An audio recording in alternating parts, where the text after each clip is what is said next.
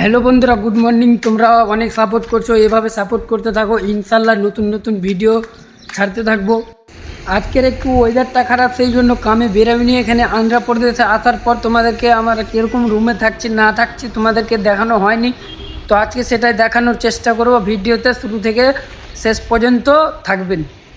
প্রথমে দেখে নাও, আমরা বাথরুম করতে যাই এদিকে, তারপর স্নান টান কোথায় করি চলো দেখাচ্ছি তোমাদেরকে। এই দেখো, এখানে আমরা স্নান টান করি। মার্শাল থেকে জল আসে, এই যে মার্শাল। দেখো কত সুন্দর চারিদিকে, শুধু পাহাড় পাহাড়, আর দুতলার ওপরে এই তো আমি।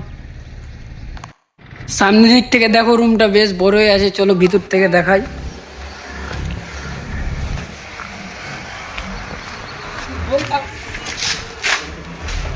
এই যে এখন সিঁড়িতে উঠে পড়লাম। এখন সিঁড়িতে একতলার উপরে, যে প্রথমেই আমাদের রুম। এখানে থাকি, বন্ধু থাকে, বন্ধুর বাবা থাকে, ওইখানে তো আমি থাকি। তারপরে এই যে এটা ঘর, কাপড় টাপড় হয়তো শুকায় আর কি। এটা রুমে 3-4 জন থাকে। এই যে দেখো, একজন উপরে। তারপরে এই যে এটা রুম ভিতর থেকে দেখানো যাবে না, যাই হোক আর কি।